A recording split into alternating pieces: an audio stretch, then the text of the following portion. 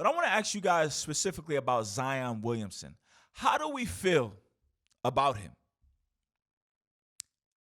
Now, a word we usually hear associated with him is beast. A beast. You know, because of his electrifying plays, you definitely likely to catch him on ESPN's Top 10 or a TikTok video or YouTube short or Instagram reel. You know, all of that power just soaring through the air, slam dunking it.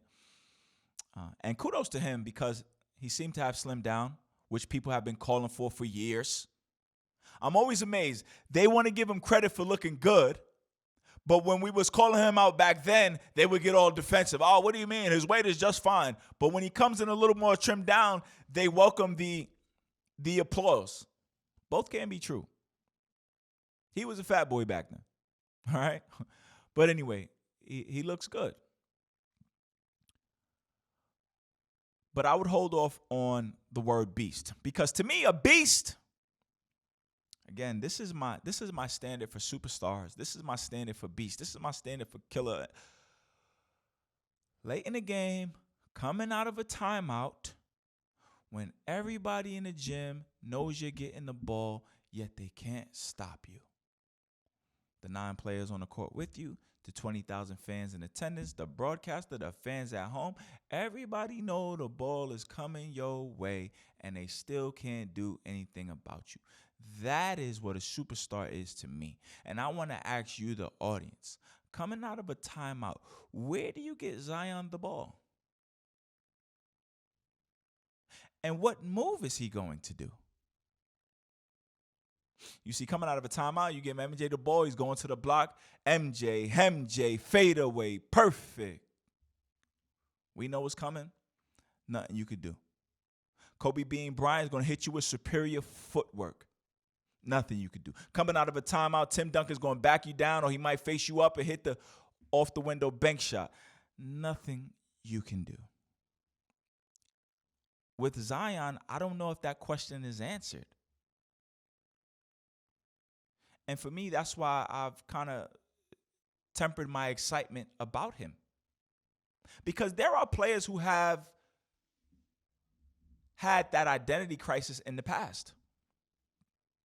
When Kobe and Shaq were rolling, I never cheered for them. They weren't my team. I cheered for Scottie Pippen and the Portland Trail Blazers. I cheered for Mike Bibby, Peja Stojakovic, Vlade Divac, and Chris Webber of the Sacramento Kings.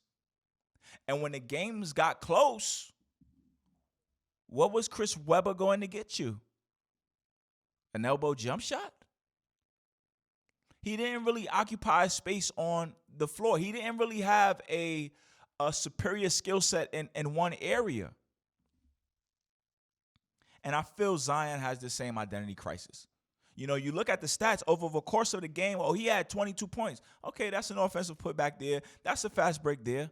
20 points is only 5 points a quarter.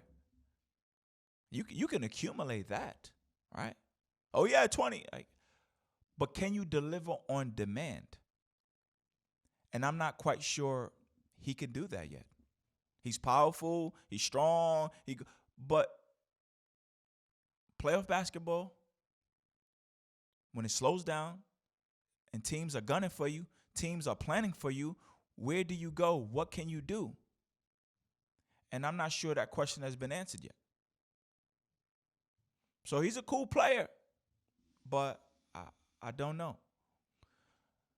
You know, some other players who I felt had that identity crisis, Kevin Garnett. He was a cool player over the course of a 48-minute game, but when it was time to deliver on the demand, that's why Tim Duncan would always get the best of him. Everybody know we coming down, we dumping into Tim, we getting 2 points. Where we going with KG? Elbow jump shots? I don't know, man. And they talk about Zion being Charles Barkley. Not yet. Not yet. Charles Barkley was a force on the glass. Charles Barkley go get you a basket on demand. You know, early in his career, it was the post. You know, face up a dude, one dribble, power monster dunk. Zion's not there yet. And he's not there on the rebounding end. And that's a big problem. I went to check out Zion's stats. His first 3 years in the NBA, 6.3 rebounds, 7.2 rebounds. And currently in this season, after a couple games, he's averaging 6.7 rebounds.